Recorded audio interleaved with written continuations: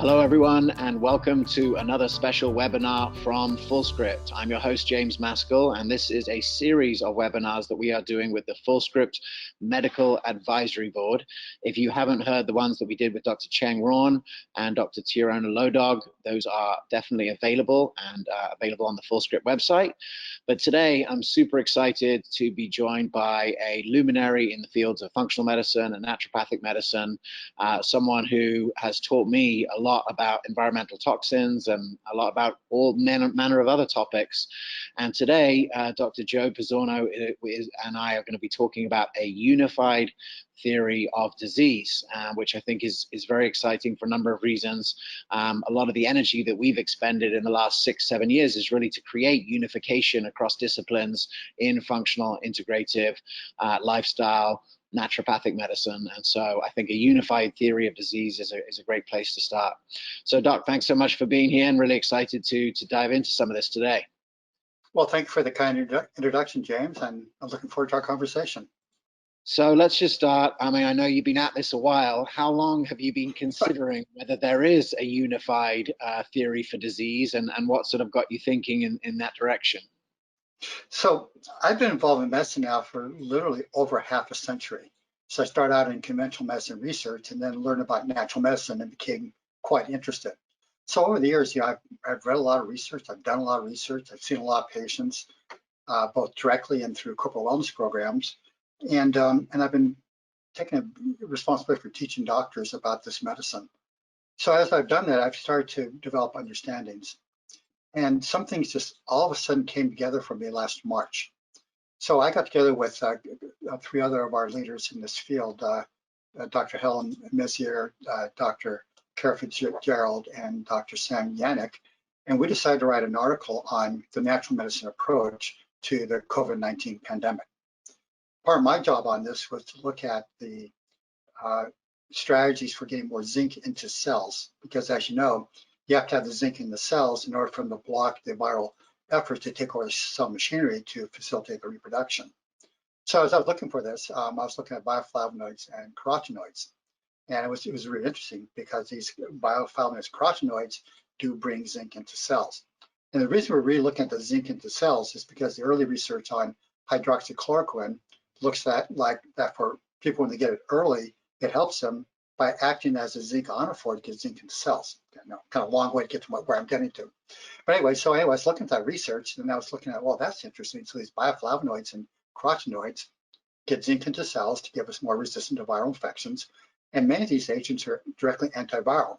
Then I started looking at, well, what foods are they in? And I was looking at what foods they're in and find, okay, yeah, the plant-based foods, that's where they're located. And then I ran across a study that compared organically grown foods to chemically grown foods, looking at these molecules. And I was stunned to see that these molecules are at lower levels in chemically grown foods, and some of them aren't even there at all. And I started thinking to myself, wow, that's interesting. So as we think about our resistance to infection, we think about our mucous membranes in the skin to keep things out. And if an organism gets in, we got our immune system to then fight it off, the innate immune system for immediate, and then the humoral or antibody-based system for the longer term, stronger reaction. And I was realizing, well, wait a minute, we're missing a piece. In between the organism getting into the body and the activation immune system, we have this protective opportunity that we evolved with as a species, and that is all these antiviral molecules in our food, in our blood from eating healthy foods, because these foods produce these antiviral molecules to protect themselves from viral infections. So we've destroyed the food supply and we've removed this protection from infection. I thought, well, that's interesting.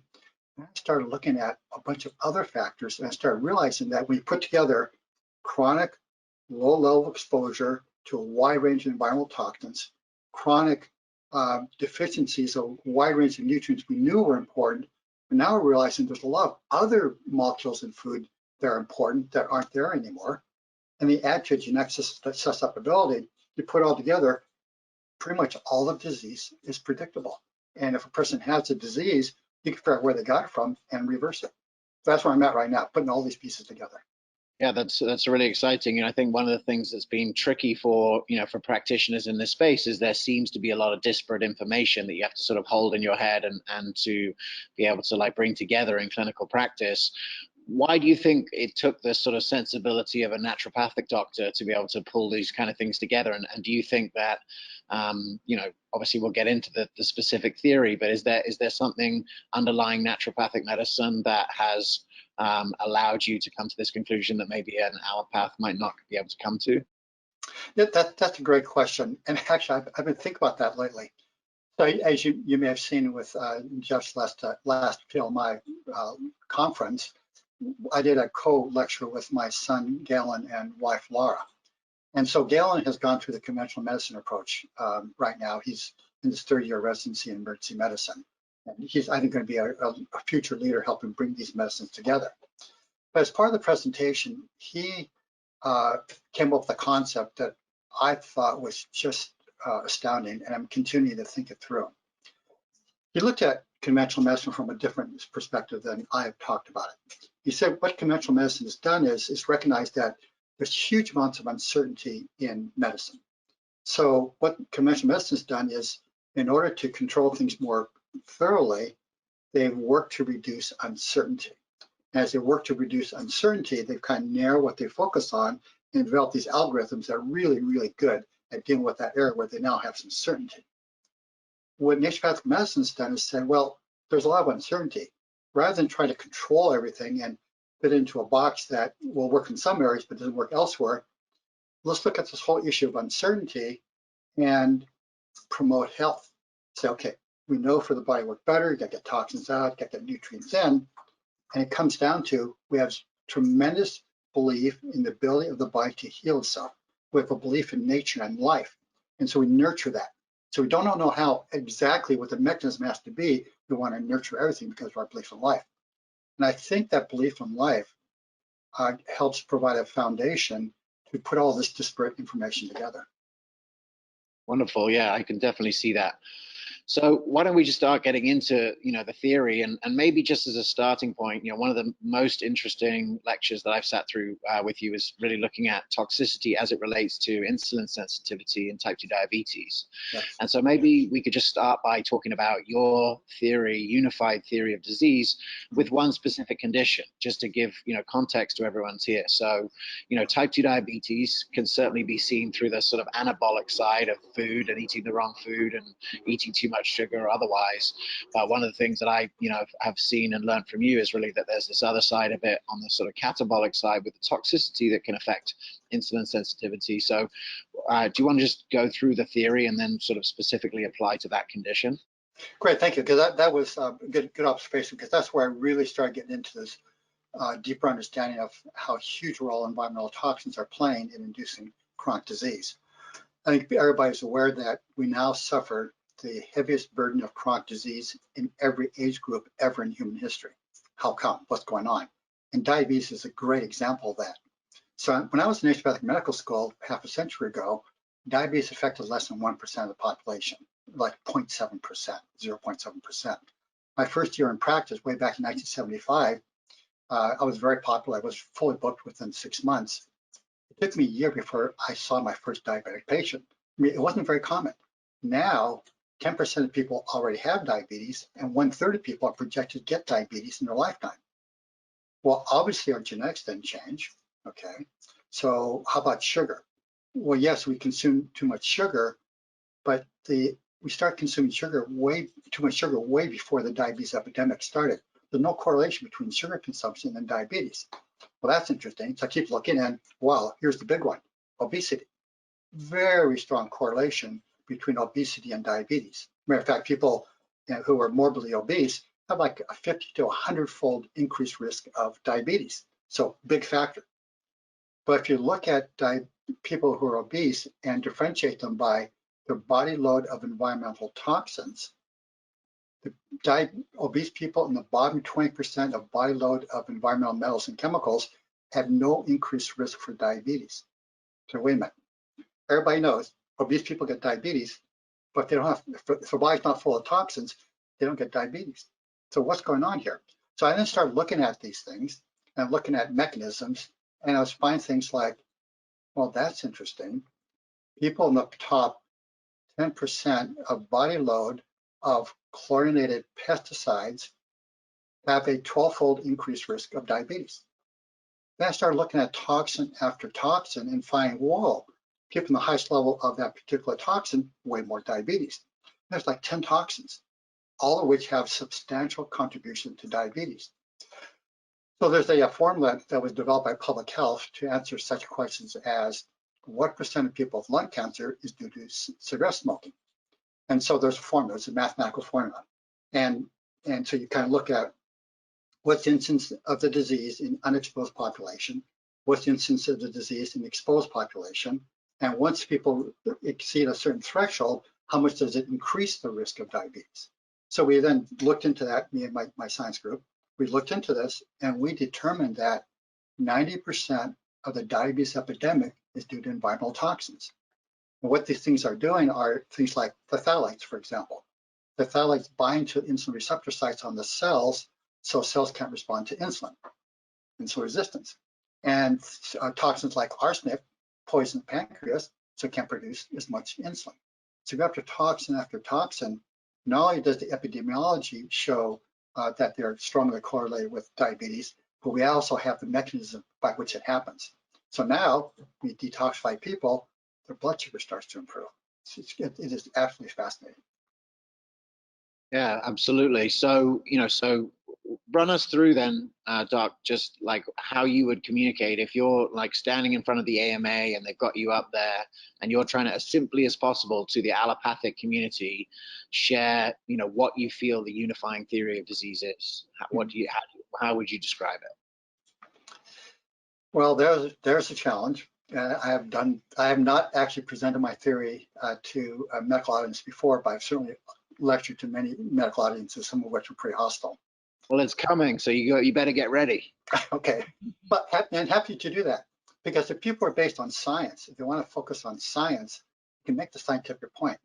So here's how I try to go about this, because exactly the same factor applies to nutritional deficiencies. And I say the problem with environmental medicine and conventional medicine is it's been dominated by the toxicologists, and they do great work. And they say basically, looking at industrial exposure, acute poisoning, things like this, is once you reach a certain threshold of that toxin, you're gonna get all this disease with all this acute symptomatology. But what they underappreciated is the role of the toxin at lower dosages for long periods of time, and also not realizing we're not only exposed to one toxin. So you look at the animal research, or we look at just one toxin. Well, fine.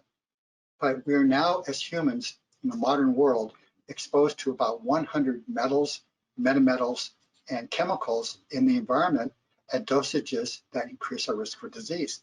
So what happens is, yeah, this toxin by itself, not so bad.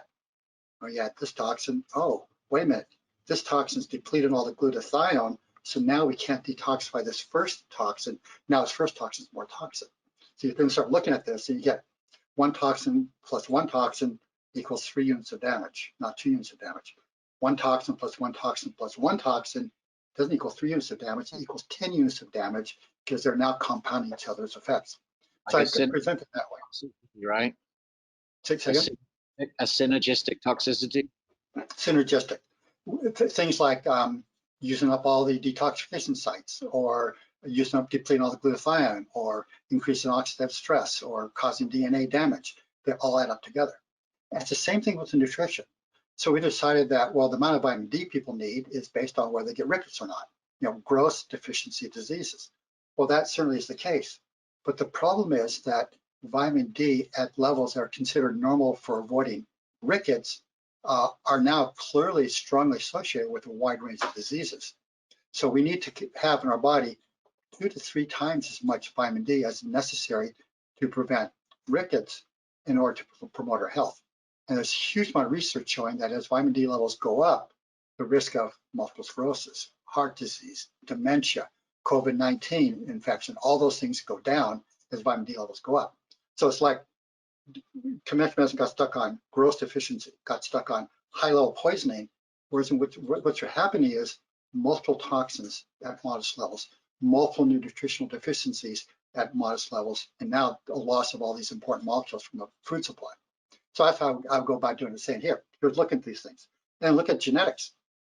Only 15% of disease is due to genetics. 85% is due to diet, lifestyle, environmental medicine, environmental toxins. So we need to use them both. So where I know you sort of hinted at it earlier that there was sort of like a synergy between these two areas, right? That the level of toxicity in plants and the sprays that have been put on and the sort of the modern agricultural methods had not just reduced the nutrients in the food, but there was sort of a synergy with the toxicity factor. Can you dive a little further into that? Well, so there's plenty of examples. Let's use great. Let's use arsenic. Okay, so arsenic and diabetes. People might think, well, nobody has trouble with arsenic unless they're being poisoned for some reason. So there was a 20-year, 20,000 person prospective study done in Italy. It was in a province in Italy where the water supply naturally, and some industrial contamination, but naturally had some areas had lots of arsenic in it, some areas had lower levels of arsenic. So we followed these people for 20 years, looked at the arsenic levels, looked at, well, what diseases do people with high levels of arsenic get that people with low levels of arsenic don't get as much?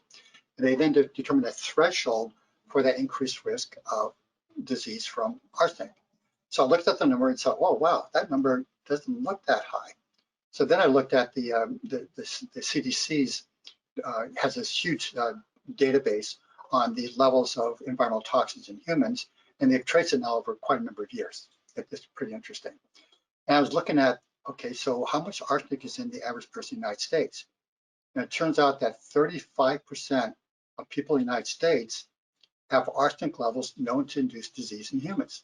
But this is not rare. This is 1 out of 3 people is getting disease because of arsenic. Now, let's add to that arsenic exposure B vitamin deficiency. So the primary way in which the body gets rid of arsenic is through methylation.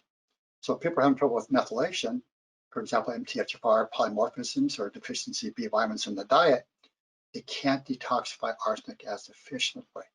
And they have a combination of too much exposure, impaired ability to detoxify, and all of a sudden you get research like one study that was just stunning. And that study showed that 1/4 to 1/3 of the major cancers are due to arsenic.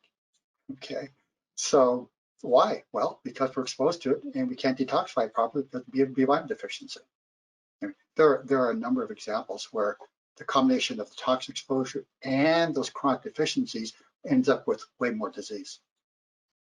Yeah, absolutely. That makes a lot of sense. So, just a question that's come in actually from the chat. And by the way, everyone, please put your questions into the chat, and we will be able to, to bring those questions to Dr. Bisogno during the session. Dr. Feynman has been asking a couple questions here, and he says he agrees, and he was wondering, I guess, a little bit about the mechanism, right? So the toxins come in, and the and the nutrients don't come in.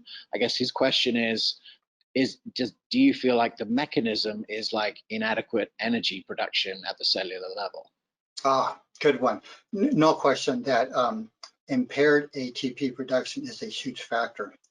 Talking with my unfortunately now deceased friend, Dr. Walter Crinion, with whom I wrote Clinical Environmental Medicine, we were looking at issues of this nature. And he says, based on his experience, that the first symptoms you see with toxicity are immune impairment and loss of energy. The mitochondria are very, very sensitive to the damaging effect of these environmental toxins. And not only that, but as the environmental toxins are increased, we deplete our glutathione, trying to get rid of these toxins, protect ourselves from the toxins. But glutathione is critical for the mitochondria to protect them from oxidative stress. So we're going to see with more environmental toxins is greater damage to the mitochondria and decrease ATP production. And once you decrease ATP production, then all the enzymes in the body can't work as well because they require ATP to function.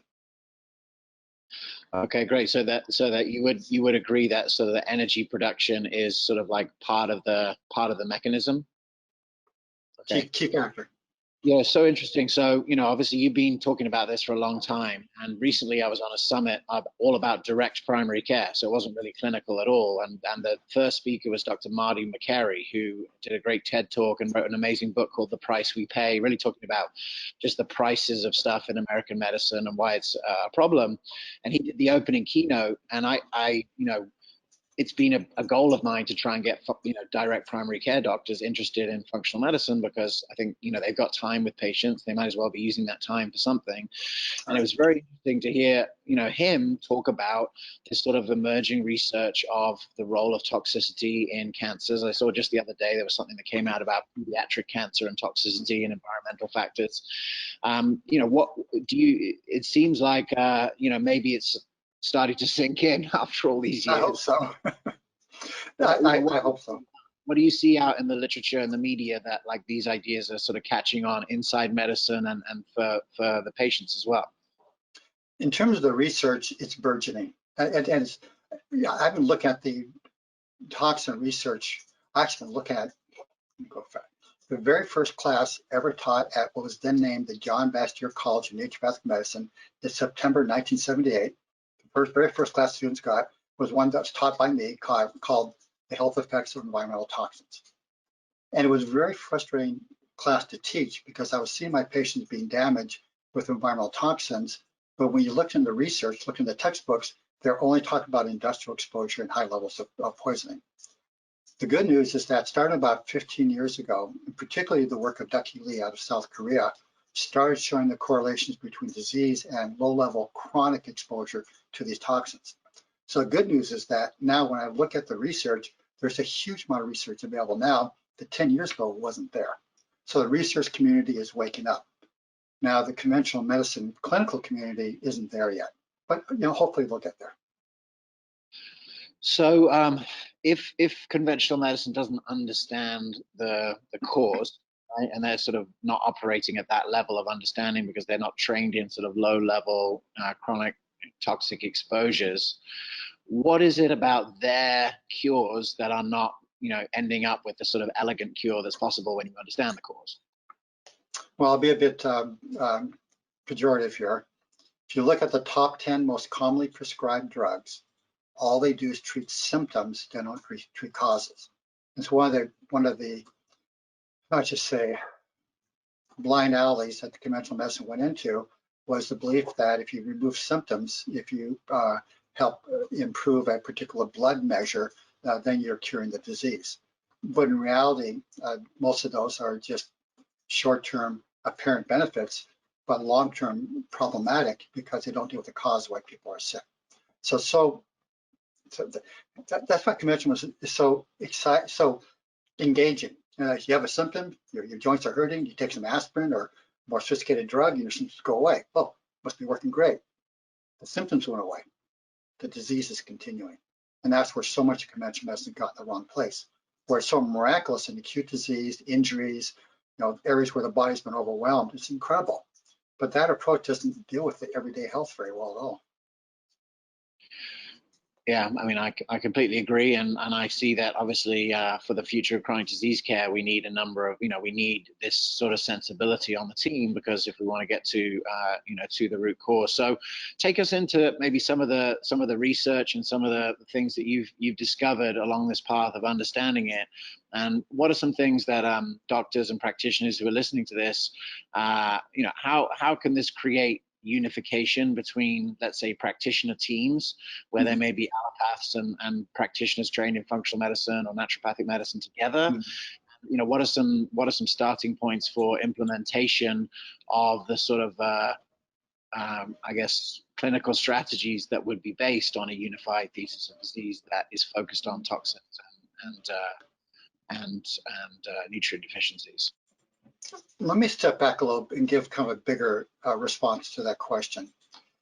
As I've thought about medicine, I thought about what does an ideal healthcare system look like? Because that practitioners are going to be functioning within that healthcare system. So what's a good one look like? And I'll start with what might be a surprise to people, saying we have to put way more attention on public health. Because if you look at the increase in human longevity over the last 100 years, 75% of it was due to public health, clean up the food and water supply so that babies weren't dying from infectious disease. It is that simple. The vast majority of our longevity came from babies not dying. So that approach is really important. But I think there's a bigger approach for public health, more than just contagion control. How about public health taking primary responsibility for doing things like getting toxins out of the environment?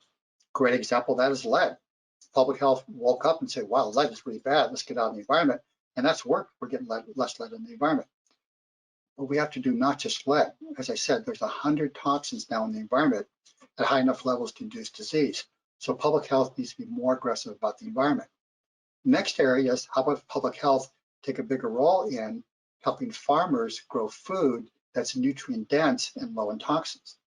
So these are what I would call the passive determinants of health. We want people to make active choices, eat healthy food, get exercise, things like that. But how about the environment around them? How about the food they're eating? How about the air they're smelling, they're breathing, the food they're eating, the water they're drinking? Well, let's make sure that's as healthy as possible. So we need to put way more resources into public health. As you may know, I served on the Sale King County Board of Health for 6 years. So we are actually we're the 6th largest board of health. I'm sorry, 12th largest board of health in terms of number of people that we were taking care of. And I was looking at our budget. Only 5% of the healthcare budget in public health was actually going to prevention. Okay. The other 95% of our public health budget was going to provide service to the low-income people, which is fine, and provide services in jails and things like this. They're all worthwhile, but the actual efforts for health promotion are extremely limited. So foundation, much greater investment in public health. The second one is, and you mentioned to this yourself, is primary care that focuses on teaching people how to be healthy and understand why they're sick, rather than simply diagnosing and treating disease. So primary care would look a lot more like today's naturopathic doctor.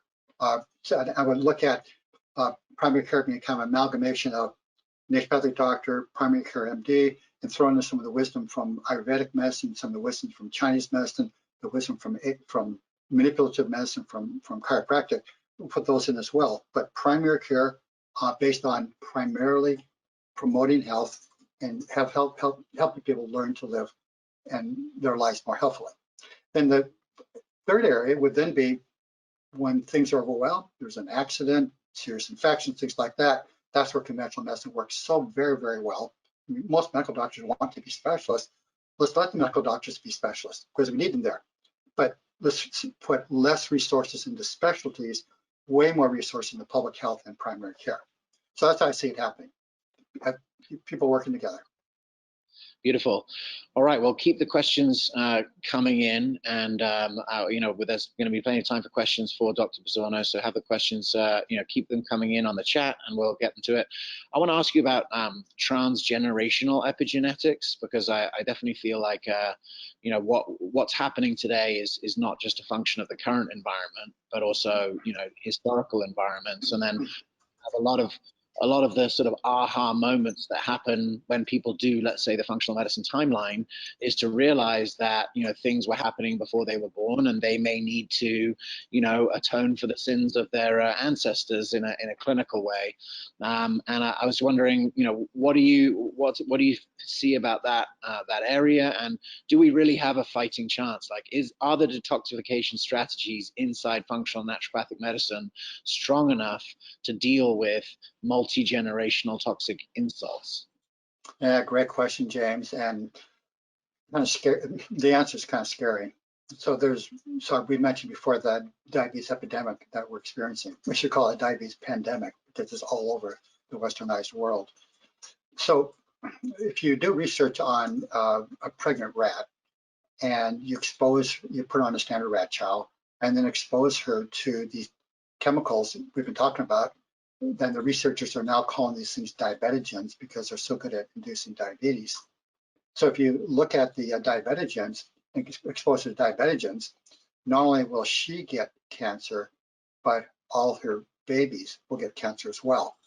Then you look at the babies of the babies, the grandchildren of this pregnant rat who is exposed to diabetogens. So even though her children and her grandchildren were not exposed to diabetogens, they're just being exposed to rat chow, they have more diabetes as well. So we are now in the third generation of exposing our pregnant mothers to diabetogens. So the diabetes epidemic we're experiencing isn't just from toxins now, it's from multiple generations. So the answer is yes. Doing the natural medicine approaches will improve the situation for people now and for their children. But it's going to take us some generations to get out of this mess we put ourselves into. From your research, what is possible with detoxification and reducing body burden, and how, in what time frame can toxicity be reduced? I mean, we've certainly seen like commercial shows like a family going organic for a certain period of time, and that's not even with any detox. That's just organic fruits and vegetables. You can see a significant short-term swing. But from your research, like, what is really possible in what time frame, and what can our practitioners really do to arrest this in single patients and even groups of patients? Another good question, and actually something I've been thinking about a lot lately, and that is timelines. We have been spoiled as a community and as healthcare professionals with the expectation that when you give a drug, it'll work within hours to a day. Okay, like you said, arthritis, give them aspirin, and within hours you get better. But when you start looking at, say, herbal medicine, well, herbal medicine is going to take longer. It works both nutritionally, but also work pharmacologically. So using herb is going to take, rather than hours and days, it'll take days and weeks. You start doing nutritional medicine, and it's going to take weeks to months because you got to get the nutrients into the body, and it takes time. These things aren't really easily absorbed. But when you're doing detoxification medicine, it's going to take months to even years, because first off, you have to identify what toxin a person has been exposed to. Then you got to stop that exposure. Then you got to get the toxin out of the body. Then all those enzymes that have been poisoned have to be replaced. Well, enzymes typically have half-lives in the body measured in months. So now you have to replace all the poison enzymes. And when they're replaced, now the body can heal. So when doing this kind of medicine, it can take a long time for patients to respond. So I say if you're going to do nutritional and environmental medicine, you've got to be patient. You've got to keep the patients engaged so the body will have enough time in order to get rid of the toxins and heal itself. Let me give you an example. I just completed a brand new lecture on the kidney disease epidemic. So as you probably know, we are experiencing an epidemic of kidney failure. And we're seeing more and more people losing their kidneys, needing dialysis, kidney transplants, things of this nature. So as I was looking into it, the first thing I looked at, of course, was toxins, because our bodies have tremendous ability to heal, but you've got to stop what's damaging the bodies. And a lot of that is because of environmental toxins. So anyway, so I was looking at this around the kidneys, and it turns out that non-steroidal anti-inflammatory drugs and also acetaminophen are major causes of damage to the kidneys. So I just found a study, which was just great. What the study did was they looked at people at various stages of kidney failure, stages 2, 3, and 4. And we into 4, your EGFR, your calculated glomerular filtration rate is pretty low, and those people would need dialysis and kidney transplant. So they decided to simply have them stop taking non-steroidal anti-inflammatory drugs and acetaminophen. And after 6 months, the people in stage 4, the ones needing kidney transplants, over doubled their EGFR, which is a great example of the body's tremendous ability to heal. We should stop causing damage. So that's how the whole thing is. You've just got to stop the damage and give the body a chance to heal. So kidney failure, stop taking the non-steroidal anti-inflammatory drugs. 6 months later, the kidneys have double their function. Great example of what our bodies can do if we just give them a chance. Yeah, it seems like enzymes are a pretty critical part of that, and obviously, so give us from a food perspective, like a food prescription. What needs, if for someone comes in, let's say someone's never seen a naturopathic doctor, has never been connected to any of these ideas before, and suddenly realizes, like, listens to this or gets it and suddenly realizes, okay, I need to go in a different direction. What is required at a nutrient level to be able to start the process of dealing with the nutrient deficiencies the building out the ability to detoxify, and also the provision of the enzymes. And what are we looking at from a dietary point of view? Okay, so now you're looking at several years of medical education to figure that all out and be able to do it effectively. So there are some simple things we can start with. Number one is eat real food. I'm going to be, this may sound simplistic, but I'm just stunned by how important this is. Eat real food. And what I mean by that is mainly plant-based, organically grown, and heirloom seeds, because the food is full of molecules that are critical for health. Let me just show this quick slide here. So let's see if we make this work. So let's do a show screen. Show screen. And then bring I mean, that this looks up. good. You can see it. You can see it okay? Yep. Great. Okay, so this is one of the studies I came across that just really grabbed my attention. I'm trying to get these other screens off here so I can see it. Okay, so when we've been looking at the comparison of foods that are grown organically versus foods that are grown chemically, typically the researchers just look at vitamins and minerals, amino acids, proteins, fats, things like that, because we've decided for some reason that only 50 to 100 molecules are important in food. Well, it turns out foods have way more than that. As a matter of fact, naturally occurring foods have 50,000 molecules. So we've decided to throw away 99.9% of those molecules. And so then, since we decided those other molecules weren't important, we could say, well, chemically grown foods are just fine because those other molecules are maintained. Well, this is a fascinating study.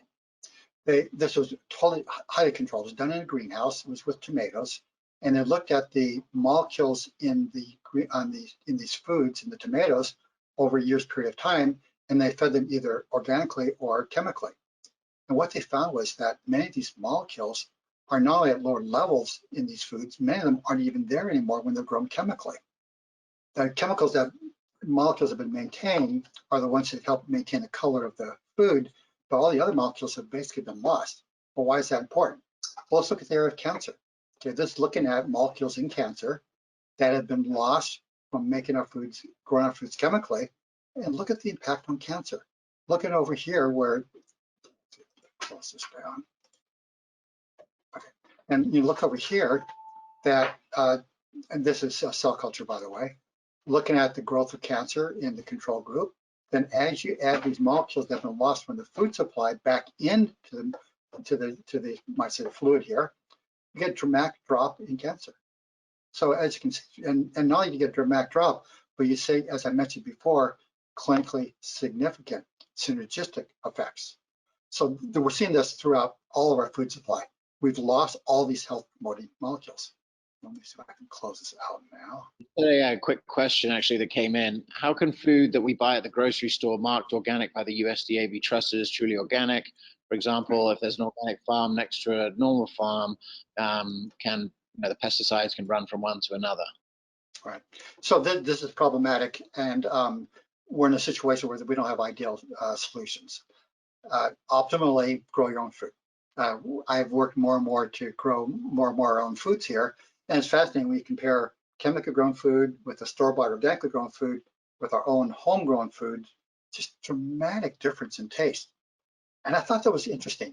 The organically grown foods taste better than the chemically grown foods. And when grown ourselves, they taste even better. Well, what does that mean, tastes better? It's not that they're sweeter, because they're not. That they have a lot more molecules that our body is now sensing through our tasting systems, and our bodies know we need those molecules. That's why they taste so good. So yes, the store-bought organically grown foods are not perfect, but they're better than the chemically grown foods. Yeah, that makes a big difference. Well, look, I mean, I would love to just weigh in on this a little bit because, I think about this stuff. I mean, I've been sitting in these lectures for 15 years and thinking from like an economics perspective and even from a human potential perspective, like how do you solve these problems? And ultimately, I think, even if we were to get, a team, a naturopathic doctor on like all these like practitioner teams, there's still like a shift in culture that's required outside of the doctor's room that's necessary. And I guess one of the things that, I've been, passionately about is building community and building communities of practitioners through the functional forum.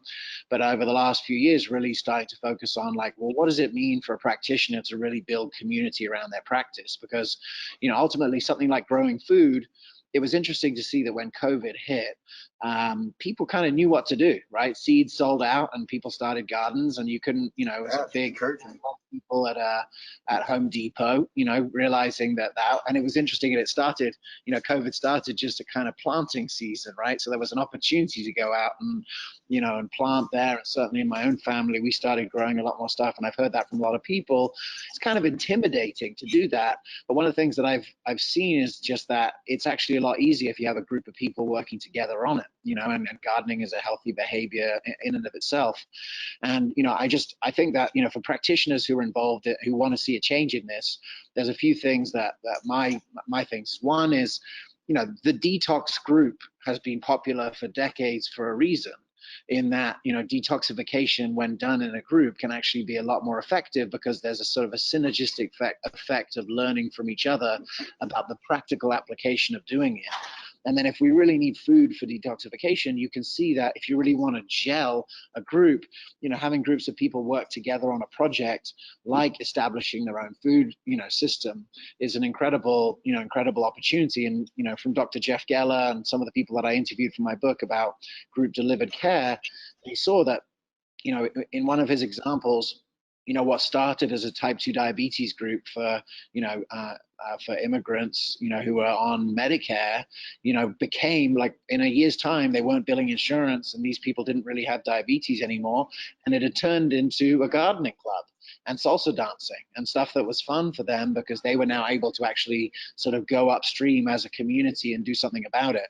And I feel like, look, this is the level of engagement, right, that is going to be required to solve a problem of such infinite complexity. And also that, the top-down approach can never really solve it. It has to be sort of a grassroots movement. I think, the role of the modern provider who's listening to this and is participating in this webinar is, and John Weeks had actually had an amazing slide on this a few years ago, is less of an expert and more like a community organizer in a way. It's really helping patients get into the communities that they need to do to, to live sustainably on the planet. That includes, being healthy together and reinforcing this new culture of health. And so I'm excited. I think if anything, this webinar, makes a ton of sense. I feel like a unified thesis is necessary to bring practitioners together. And if you understand the implications of what Dr. Bozzone is saying here today, we realize that, it's not enough to put people on detoxification programs in your practice. It's really about how do you change the environment, the food environment and the toxic environment for your patients dramatically. And the sort of the number one way that you can do that is through food growing. So I appreciate, everything that you shared, and I hope that this is a kind of a wake-up call to get active outside of the four walls of your clinic, or empower patients to do that. Great comment. I cannot agree with you more, James. I'll add a couple of anecdotes to that. One anecdote is one of the reasons why I decided to leave private care practice way back in the late 70s and start Bastyr University was my great frustration with seeing patients for half an hour in my clinic and giving them a bunch of health messages. And then in the ensuing month before I saw them again, they would have thousands of ill health messages. So I realized we had to start changing the community's perspective on these issues and becoming more oriented as a community to health, because as an individual, it's really hard to do it all by yourself. But the second anecdote, I think, is one which I take a lot of joy in. A few years ago, we had some neighbors move in with four really cute little girls. I guess not so little anymore, they're growing up. But anyway, I was having a conversation with the mom a couple of months ago. She was saying, I tried some of my kids to school with healthy lunches, and in those healthy lunches, I put fruit. And when the lunch bags come back, the lunch box comes back, the fruit's still there. She said, unless they're with you picking the blueberries from your plant. So I have some blueberries that are now 35 years old and raised organically the whole 35 years. They're really healthy blueberries. So I get to, so when we've got the, the harvest time coming in August and July, I have the girls come down and pick blueberries. When they pick the blueberries and mom puts the blueberries in their lunches, they always eat them. So we're reconnecting the children with the food. And I think that's the future. We've got to reconnect people with food and with how health promoting food is. Yeah, absolutely. I couldn't agree more with that. And I think it's critical. I mean, there's a question that came in. Why aren't we having farmers speak more about this? Do you have a resource to share with farmers or organizations that's working to get the word out? I've not been involved at that level, and I do know there are people who are involved in that level, and I'd love to be supportive because the research is clear. The primary source of environmental toxins is from the foods we eat, about 60% as near as I can tell. And the foods we eat now compared to 100 years ago are seriously depleted in nutrients and other, quote, unimportant molecules. Yeah, I'd like to share a couple of resources. So, Dr. Zach Bush has his group, The Farmer's Footprint, and that's the goal of that group is to make it easy for for farmers to switch to organic and regenerative. Mm-hmm. I have a friend called Robin O'Brien who lives in Boulder, who is part of the group called Replant Capital, and that's a capital fund to help farmers, shift to organic and regenerative agricultural practices. So certainly, I think people are waking up to the fact that that this needs to happen and that it has to happen at the farm level. I know some farmers myself personally because I live in Sacramento, and I've come to know them. And I have a friend who's a non-organic farmer, and when you've been a non-organic farmer for a long time, it's not a simple transition, right? It's not an easy transition to go because you've been, the reason why those pesticides and herbicides are being, used is because they serve a very specific function because there's pests and weeds, that get in the way of the crops. But, I think, that it's also a very low margin business, right? So you don't want to mess with, that. But ultimately, I think there are more and more, opportunities to find the right kind of resources and those capital funds and other groups that are leading the way in supporting regenerative agriculture can make a big impact there. Right. And that's fantastic, those resources. And we need to keep giving messages, not just organic farming, but heirloom seeds.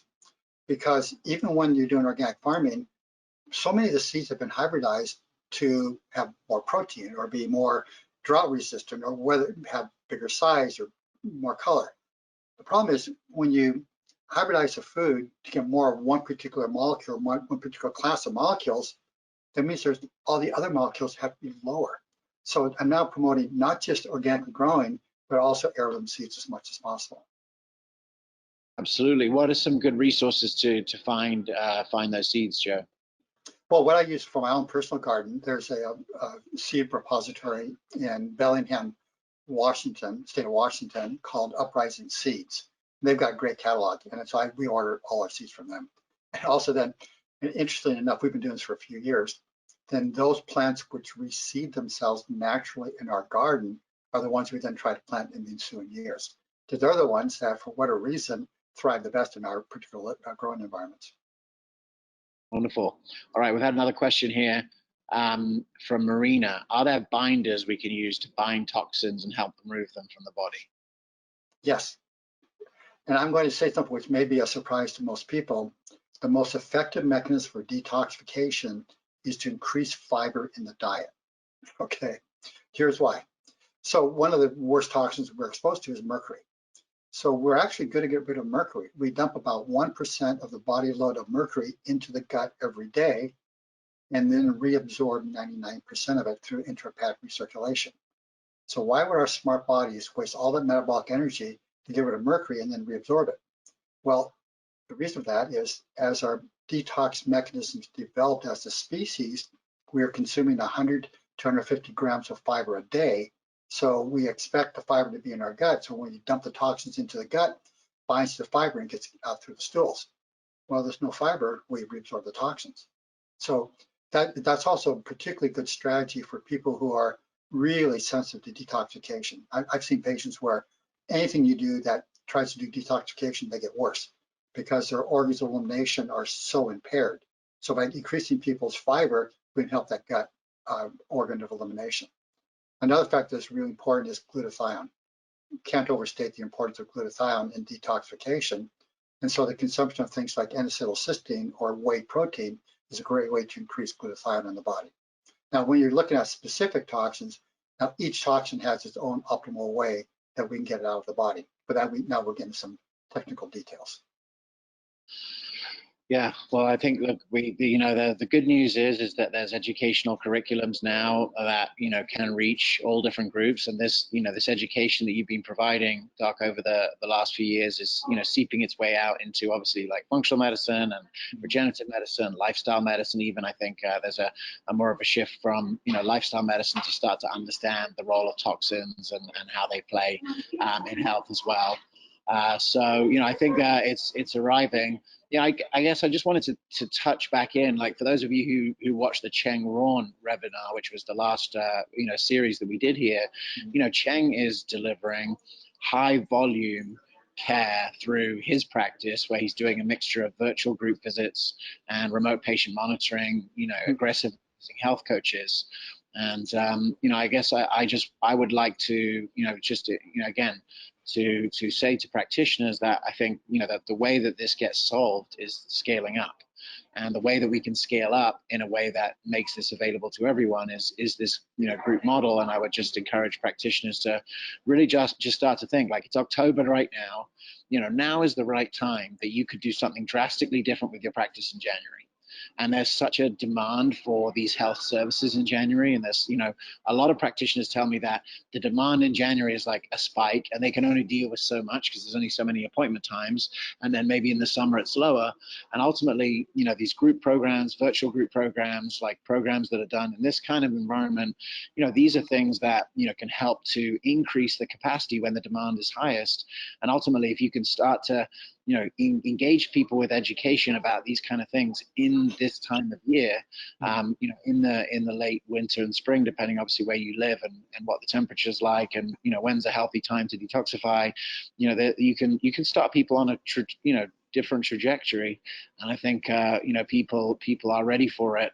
And ultimately, I think a lot of people are realizing that toxicity has affected our immune resilience, and maybe there's a new segment of society that are ready to operate on this level, and doctors may be the very last people to get it. And so we can't wait till we're going to convince the AMA and then suddenly everything's going to change.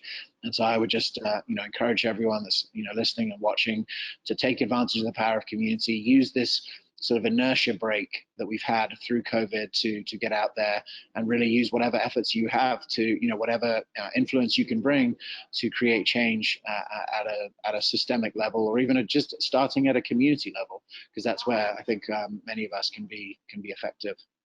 Great. I'm full agreement.